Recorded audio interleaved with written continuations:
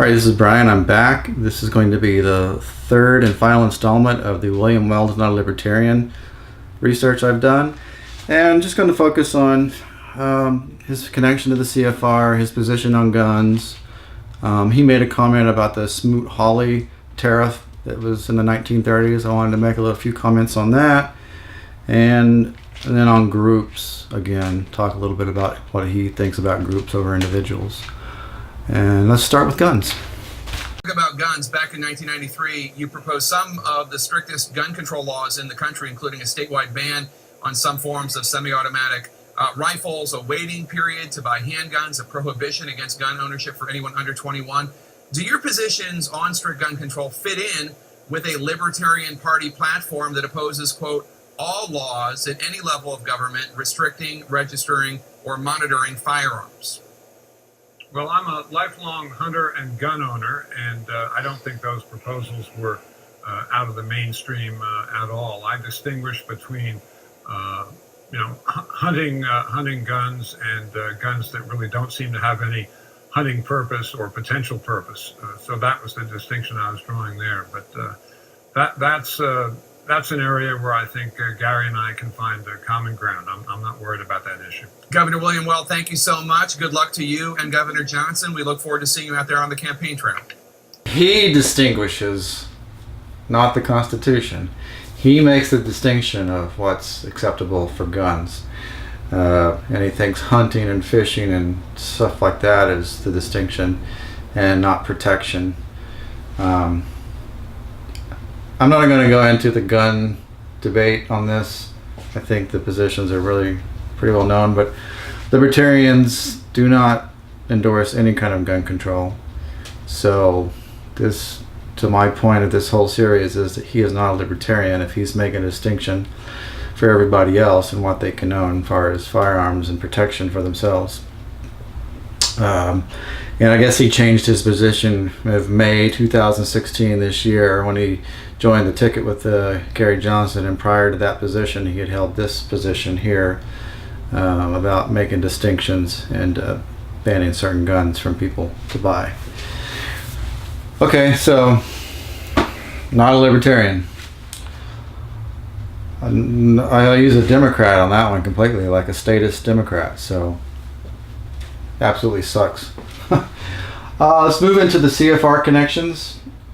Mr. Weld is a member of the Council on Foreign Relations. He is prominently displayed in their membership roster, as you can see here on their webpage. He is also a co-chair on the task force for building a North American community.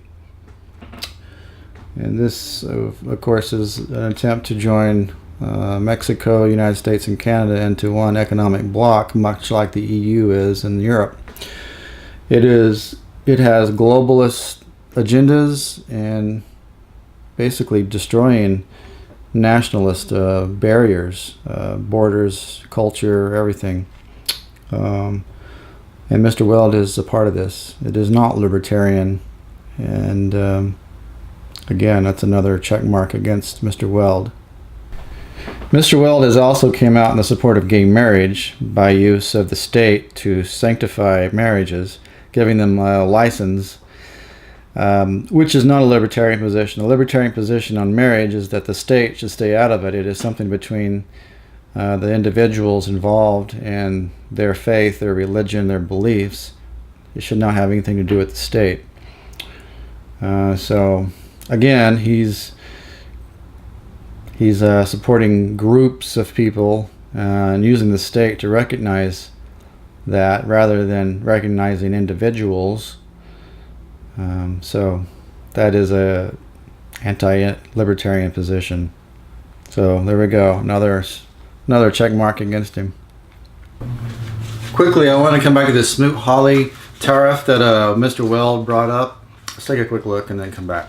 It's in the notion that Mr. Trump has of let's impose these huge unilateral tariffs. We tried that with the Smoot-Hawley tariff in the 1920s, and it croaked the world economy. Mr. Weld is really just preying on his audience and assuming that they don't know what Smoot-Hawley tariff is. I had to look it up myself and read about it, and also not know what Trump's position is on tariffs and trade.